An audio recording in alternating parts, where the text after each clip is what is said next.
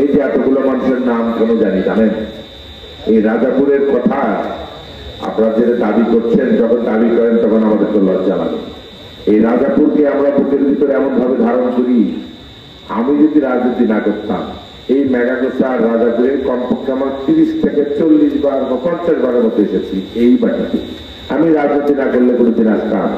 যে বাটিতে আমি 50 বার এসেছি সেই মাটিতে কি সমস্যা আছে না আছে সেটা তো দাবি করার কোনো ব্যাপার নাই। যখন আমাদের সামর্থ্য থাকবে আপনারা দেখবেন আপনাদেরকে কিছু চাইতে হবে না, ইনশাল্লাহ আপনাদের উন্নয়ন আপনারাই করবেন, আপনারাই করবেন। এখানে আজকের এই মাহফিলের একটি বিশেষত্ব রয়েছে।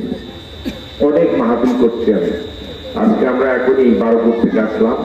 এই মাহফিল শেষ করে আমরা 5 বাড়িতে যাব। এই মাহফিলের বিশেষত্বটা এবং ভালো লাগার একটা ব্যাপার রয়েছে, সেটা আমি বলছি যে একটা মানুষ যখন জন্মগ্রহণ করে তার সামনে 2টি সত্য। একটা সত্য হলো সে জন্মগ্রহণ করেছে, তারপরেই সবচেয়ে বড় সত্য তাকে মরতে হবে, মৃত্যুবরণ করতে হবে। এই গ্রামের মানুষ পৃথিবীর সবচেয়ে সত্য ঘটনা যে আগামীর সত্য, যেটা আমাদেরকে মরতে হবে, মরার পরে আমাদেরকে একটি কবরের ব্যবস্থা করতে হবে, সেই উত্তর রাস্তায় আমরা করছেন। এই জন্যই আমি বলছি যে এই উত্তর কাজের উন্নয়ন কল্পে এটি তাফসীর মাহফিল হবে। যখন আপনার মুরব্বী আমাকে যখন বলছিল যে বাবা এটা আমাদের কবরস্থান উন্নয়নের জন্য, আপনার যখন বলছিল কবরের উন্নয়নের জন্য, কবরস্থান উন্নয়নের জন্য, আমি সাথে সাথে আমি বললাম আলহামদুলিল্লাহ, আমি দাওয়াত কবুল করলাম। আল্লাহ যদি আমাকে সুস্থ রাখেন, এতটুকু সুস্থ রাখেন, আমি যাবো। এখন এই মহৎ কাজের সঙ্গে আমি থাকতে চাই। এই জন্য আল্লাহ যেন আমাদের শরীর করার ব্যবস্থা করে দেন। কারণ থাকতে চাইবেন এই কবরস্থান একদিনে উন্নয়ন সম্ভব না। এখানে আরো কিছু জমি ক্রয়ের কথা আমি শুনেছি, সেটা হবে, উন্নয়ন হবে, বাউন্ডারি ওয়াল হবে, গেট হবে, লাইটিং হবে, রাস্তা হবে। চেয়ারম্যান বলেছে রাস্তা করে দেবে। এই যে দীর্ঘ প্রসারী একটা উন্নয়ন কর্মকাণ্ড, এর সঙ্গে আমরা থাকতে চাই। এর সঙ্গে আপনাদের কোনো দাবি করতে হবে না। আমি ব্যক্তিগতভাবে, আমার পারিবারিকভাবে, আমার রাজনৈতিক সামর্থ্য দিয়ে এবং ভবিষ্যতে আল্লাহ পাক যদি আমাদেরকে যদি সেই রকম তৌফিক দান করেন, সেখানকার দোহাই দিয়ে বলছি যে আমাদের সকল ক্ষমতা দিয়ে আপনাদের কাছে থাকবো। এই কবরস্থান উন্নয়নের জন্য প্রতি মুহূর্ত আপনাদের সঙ্গে আমাদের সাহায্য হাত থাকবে ইনশাআল্লাহ, সহযোগিতা হাত থাকবে ইনশাআল্লাহ। এটা আপনাদের কাছে এই ব্যাপারে আর কোনো বক্তব্য নেই। আমরা এটা আমাদের ধারণ করবো এইভাবে। আপনাদের আমি বক্তব্য বাড়াবো না।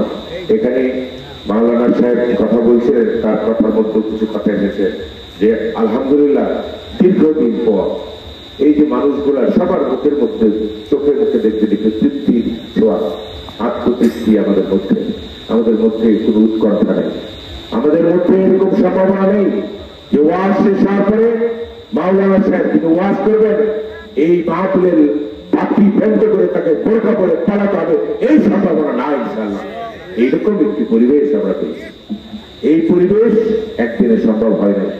এই পরিবেশ আনার জন্য এই মাগাগেছা গ্রাম সহ এই যে ফণির মোড় একটা বন্দর আছে না, এই ফণির মোড় এখন সারা বগুড়া জেলা, সারা বাংলাদেশের কাছে বিখ্যাত হয়ে গেছে।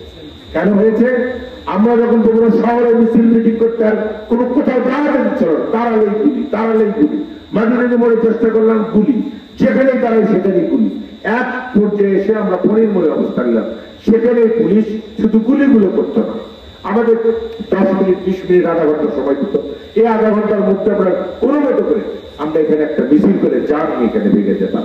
আমি অনেক দিন এখানে এসেছি, সেখানে এই মেয়েটাকে সারা আলাদা করে বহু মানুষ সেই মিছিলে গিয়েছে। এই মিছিলে যাওয়ার অপরাধে এই রাজাপুরের বহু সন্তানকে আবার কারাগারে উঠে ফেলেছে। ঘটনা সত্য কিনা বলে? আমাদের এই যে কর্মকাণ্ডের মধ্য দিয়ে আজকে আমরা একটি ভালো দিন পেয়েছি, ভালো সময় পেয়েছি, হাসিনার বিদায় হয়েছে, আমরা সবাই আলহামদুলিল্লাহ বলি। বলেন সবাই আলহামদুলিল্লাহ বলি। এই আলহামদুলিল্লাহ পাওয়ার পরে আমাদের দায়িত্ব রয়েছে। হাসিনার বিদায় হয়েছে, হাসিনার প্রেতাত্মারা বিদায় হয় নাই। হাসিনার যারা তর্কিবাহক, হাসিনার যারা দেশক, তারা এখনো বিদায় হয় নাই। তাদেরকে তাদের বিচার যতক্ষণ পর্যন্ত বাংলার মাটিতে না হবে ততক্ষণ পর্যন্ত আমাদেরকে ঐক্যবদ্ধ থাকতে হবে।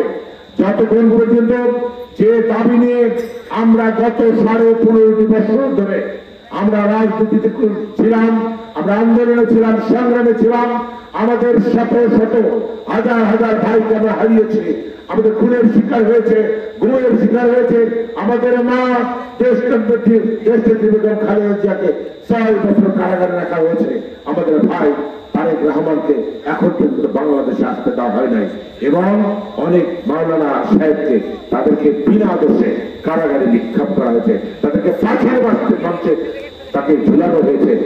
সর্বশেষ সাইদি সাহেবকে অসুখের নাম করে তাকে হাসপাতালে নিয়ে যেয়ে তাকে হত্যা করা হয়েছে। আমি মনে করি এই হত্যার পরে আরেকটি দুঃখজনক ঘটনা, তাকে হত্যার পরে তার জন্য একটি জানাজা, সাইদি সাহেবের জানাজা, সাইদি সাহেবের জানাজা বাংলাদেশের মাটিতে হতে দেয়নি এই জালান সরকার। সাইদি সাহেব কারো ব্যক্তিগত সম্পত্তি নয়, সাইদি সাহেব কোনো দলের নয়। আমি মনে করি সারা বাংলাদেশের মুসলিম উম্মার সম্পদ ছিল সাইদি সাহেব। আমরা সবাই সেই মানুষটাকে অসম্মানিত করে এই পৃথিবী থেকে তাকে বিদায় করা হয়েছে। এর কি প্রায়শ্চিত্ত হবে না? এর কি বিচার আপনারা চান না? এর বিচার করতে হবে। এর বিচারের মাধ্যমে তার আগে আমাদেরকে প্রস্তুতি থাকতে হবে সর্বসময়। দেশীয় এবং আন্তর্জাতিক ষড়যন্ত্রগুলো প্রতিনিয়ত আমাদেরকে ঘায়েল করার চেষ্টা করছে। এদেশের স্থিতিশীলতা, এদেশের গণতান্ত্রিক পরিবেশ, এদেশের প্রতিটি মুহূর্তে আমাদেরকে আক্রমণ করে যাচ্ছে। আপনারা দেখছেন হিন্দু মুসলমানদের মধ্যে দাঙ্গা বাঁধানোর চেষ্টা করেছে। আপনারা দেখেছেন আনসার লীগ, ডাক্তার লীগ কত ভাবে তারা লীগ সেজে সেজে এসে সরকারকে তাকে পতন ঘটানোর চেষ্টা করছে, কিন্তু সম্ভব হয় নাই। এই জন্য সম্ভব হয় নাই, আমাদের মধ্যে বিএনপি, জামাত, বিভিন্ন দলের ভিতরে আমাদের মাঝে মাঝে খট্টাখট্টি হচ্ছে।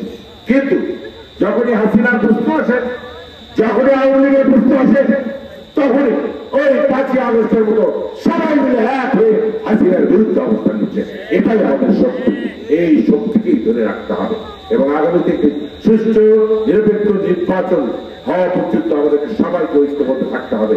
সেই আশাবাদ ব্যক্ত করে আজকের এই মাহফিলের সফলতা কামনা করে এবং আমাদের মা বেগম খালেদা জিয়া দেশপাতা, যিনি অসুস্থ, উনি উন্নত চিকিৎসার জন্য দেশের বাইরে যাচ্ছেন, তার জন্য আপনারা দয়া করে সবাই দোয়া করবেন। আপনারা অনেকবার তাকে ভোট দিয়েছেন, তাকে দেখতে পারেন না, প্রায় 15 বছর ধরে আমরা দেখতে পাই না।